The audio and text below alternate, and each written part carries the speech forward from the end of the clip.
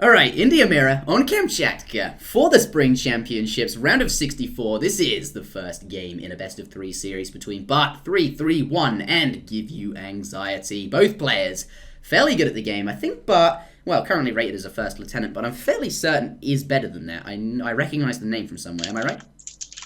Bart331. I think he's in chat a lot, and he's been playing this game for a while, I think. Okay, I'm not sure what his true rating is. I get the feeling he's like Lieutenant Colonel or something. I'm not even sure if that's true, but I just remember him being someone that I know, and every time I recognize a name, I just seem to think they're good. But GiveUAnxiety, well, let's start with Bart. Here he is in the south of the map in the color blue, playing as India.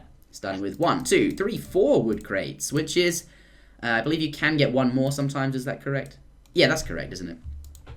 Yeah. So no option for the like normally if you have an extra wood you could go for that 10-10, but I'm not even sure if you'd even consider that in the India Mirror. Who knows? But that is the wood start. Both players will have the same. Indeed, obviously lots of wood. Villagers do cost wood for this civilization, as we all know. Currently, Blue picking up himself a nice 35 food treasure. Not too bad. Going to help him age slightly sooner. His other monk going for the trapped monkey down in the south. Is that Duba? No, it's not Duba. Duba is such a beast, but this guy's not Duba. Have you heard he's slightly worse than Duber, actually. You're right. Yeah, well, he's slightly worse. I just mean, like, there's this whole thing on my stream whenever Duba turns up. People are like, Duba for president, and it's like, yeah, okay. Well, the Duber's quite good, but this guy's also good. The monkey treasures are actually pretty important on this map. Yeah. Like, you get a lot of control from having just one monkey and to harass. Scouting, and yeah, harassment, as you say, and it's also that unit that you'll have extra in the first fight. A little bit of conflict here. We'll get into that in just a moment. But here we have GiveUAnxiety in the north of the map in the color red, playing as India. It is the mirror, as we know, would have had the same crate starts. Has gone for the same build. Both players. No house from Blue. I'm sure he'll build it at some point, won't he? Yeah, I mean, look at the builds on wood. He's dropping. He could drop it at any time. Yeah. Well, anyway, it doesn't really matter. GiveUAnxiety has put that down. Perhaps he's going to give him access to his first shipment a little bit sooner. There is always that, but really not a huge amount of difference. But GiveUAnxiety is a guest streamer on this channel, on the official Age of Empires Twitch channel, which we are streaming on right now, and is fairly okay at the game. Yeah, I would say nice guy. He's been practicing a lot for this tournament as well. I think he wants to do well, and he's been practicing a lot of India too. So this is definitely like right in his league of what he wants to be playing. India, very good, especially on this map. Well, having said that, I think actually India is perfectly. It actually does quite well on maps where there's not a huge amount of hunt, because naturally India doesn't actually need as much hunt. But there you go, GiveUAnxiety. That's his name. Certainly a good player, and we've seen a lot of him recently. And look at this monkey just paying up. Monkey's gotten two goats, gotten the explorers to the 90 wood first, and then stolen a goat.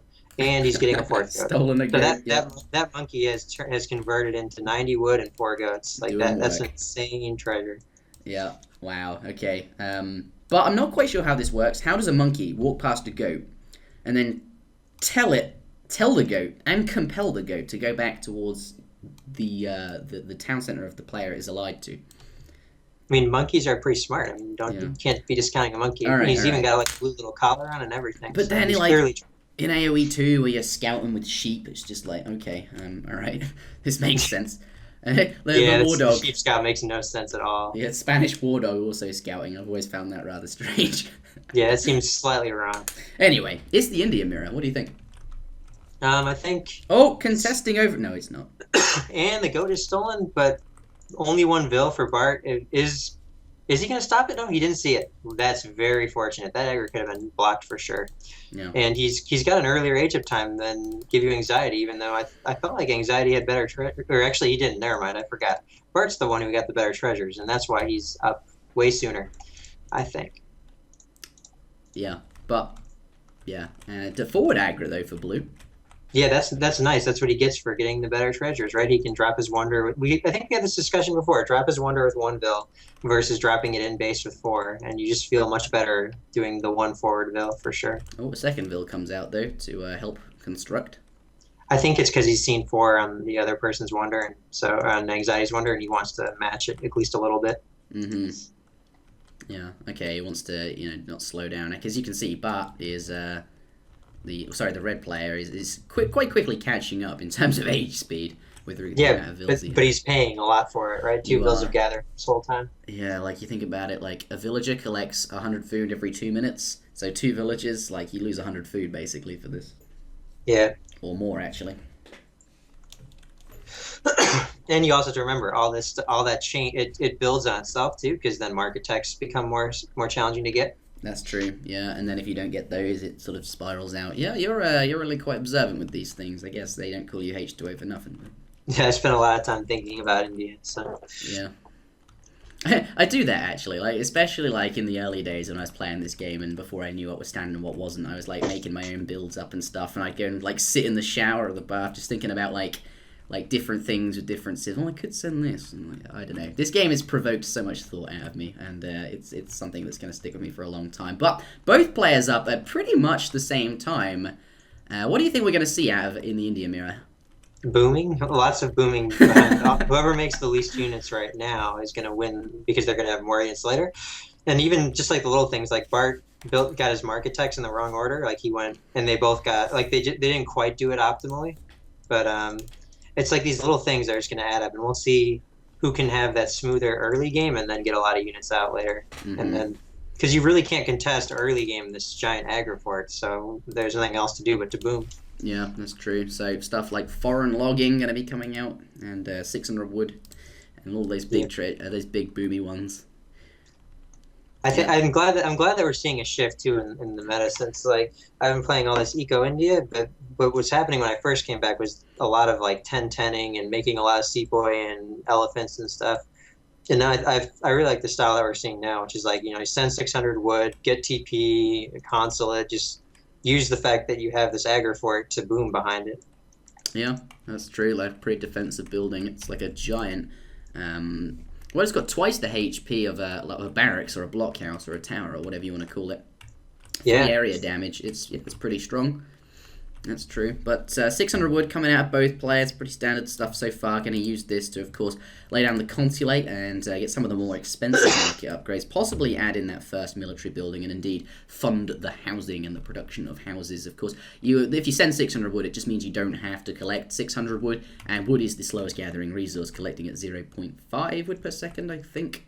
Yeah, that's right. 0.6 per second for coin and 0.83 food per second for food from huntable animals, that is. Though India, of course, does have the wood upgrades essentially for free at the beginning of the game, but due to their civilization bonus, so wood isn't quite as slow, but still it is slower than other resources, and starting with 600 wood, that's why you see it. It's very strong. Foreign logging, though, coming out of Bart as his second shipment. I'm sure we'll see that from the red player as well. I think we're seeing export. Oh, yeah, export. Oh, yeah, consulate. That's the correct call. You want to have export, even though foreign logging's more what do you want to say? It's more vills, because it's 5 vills versus the 4 from the auto consulate. You can't really tech your consulate until you have 300 export. Otherwise, you won't get as much value out of the export. So it's better to do that first. Yeah. All right. Do you want to elaborate on that for everyone? Yeah, sure. So like when you send 300 export, when you actually ally with a civilization on the consulate, it costs you 100 export. But when you send the 300 export card, it only costs 25. So you're kind of losing out on a quarter of the shipment by picking auto before sending that card. Oh, yeah. So what? It reduces it from 100 to just 25? Yeah. So by sending 300 export, you essentially, well, you get 300 export, but you also get 75 export, assuming you haven't, if you just wait and don't ally quite as soon. And then when you change to Brits later, you also get another 75 export. So that's 300 export becomes 450 export. Over time, yeah. That's okay, and that's pretty good. That's true. Though foreign logging is going to generate a bit of extra wood for Bart. Are there any merits to that? Yeah, but I don't think he has the export. You can see he doesn't have the export yet to ship the bills. So he's just, it's like it's not that far behind. Like they're pretty much tied on eco right now. That's true. You do get 4 villages from the Ottoman consulate, and obviously having that sooner is going to be good. I think, yeah, so GiveUAnxiety, or Bart more to the point rather, is sending 300 export afterwards. Yep. Not going to be too big of a difference. We're talking, that's the name of this game right now, though, is efficiency. Bart's ahead in market tech, so anyway, he's already gotten this 150 upgrade.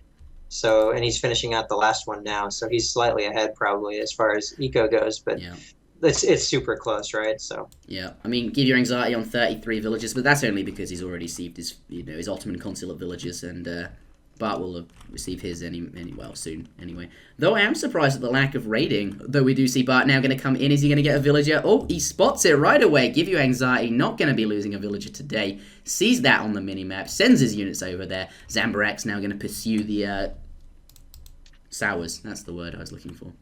Yeah.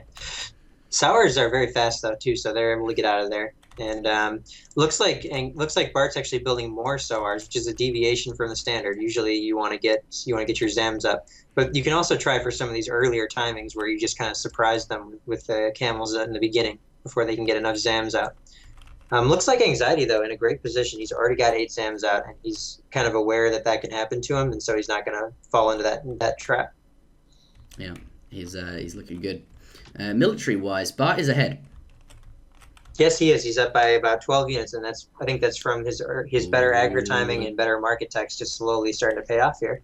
Wow, Anxiety, he saw the skirms, took a tiny little bit of shot on one, and then got out of there. He wasn't going to hang around. Really well played from both players so far. I'd like to see a bit more raiding, perhaps. But then again, I guess that the aggro fort, and it's kind of risky. But perhaps if you can sneak in a villager kill, it does, pull you a little bit further ahead. Yeah, usually in this matchup, it's the villager kills you're going to get are from like Gurkha poking because Zams are just such a good unit, and you need them in the matchup. So it's like it's hard to get Hussars to raid when you have Goons up. Yep, that's true. But still, this deviation is still here, right? We still see pure Zam versus pure Soar, and I think that the Zams are the better unit here as far as like it's going to be tough to see. I have this feeling that the Hussar are going to block the Soar. He's going in though. No, he's going to get back out of there. Yeah, he's got a couple of Hussar, and I guess what he wants is if he can get a nice surround on the skirmishers, this could really play off for blue. But on paper, the units that he has, for blue at least, are not as good as reds. Unit for unit, the Zams counter the cavalry, and then the skirmishers. Yeah. It's kind of funny actually because on paper too. On paper, I was gonna say on paper, Bart's unit composition looks great.